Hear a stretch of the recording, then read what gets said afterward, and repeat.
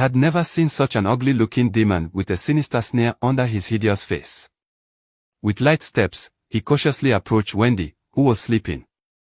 Then the demon lifted the cover from her bed and a small hand gently benched Wendy's nose.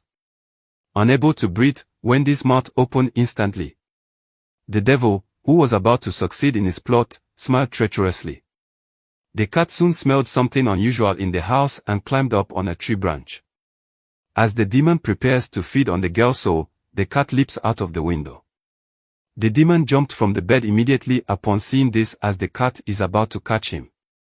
The demon throws a knife and stabs the cat. The cat tripped over the bird cage in the panic and the loud noise woke up Wendy in her sleep.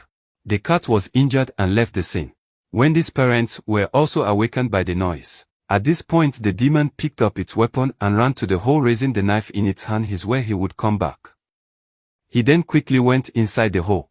The hole was there restored to its original state when he turns on the light and finds the parrot dead and sadly tells her dad that the monster killed it and mom thinks it was the cat. The next day the cat came to dad. Dad picked up the cat and found a small cut on the cat. Then he told mom that the cat was hurt but mom doesn't care.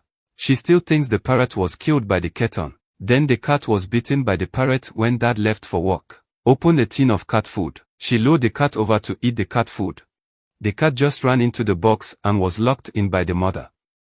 It was then taken to the animal shelter with a note of euthanasia. The next day the cow was to be euthanized. Wendy is the one she is most concerned about at this time. A small hole in the wall was opened by some mysterious force. Inside the dark hole were a pair of eerie eyes. After making sure that Wendy was asleep, the demon came out happily. He looked out of the closed window and let out the most evil left in the world. He thought how lucky he was this eye. The nimble little demon then ran to the door and jammed it shut. With everything in place, the demon pulls on the bed sheet and slowly starts to climb up.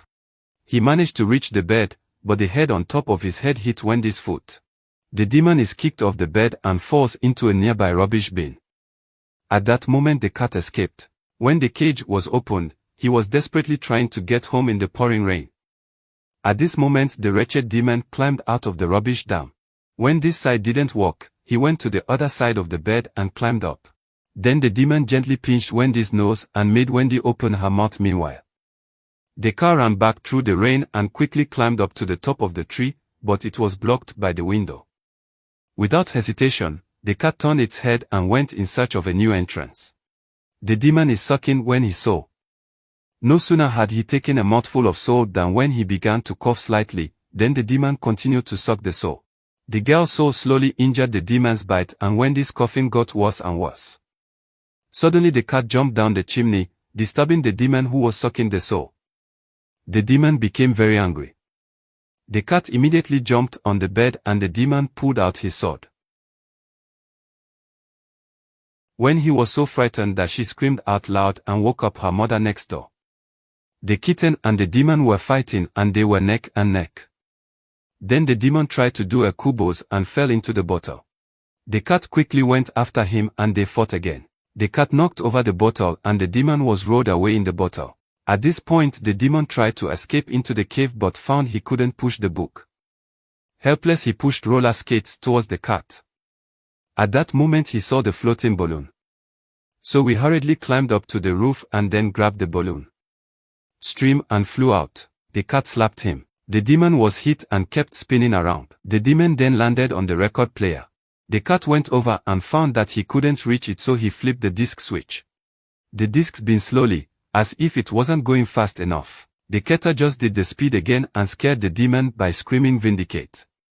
Increased the speed and it went faster and faster. Soon the demon couldn't hold on any longer and flew out at once.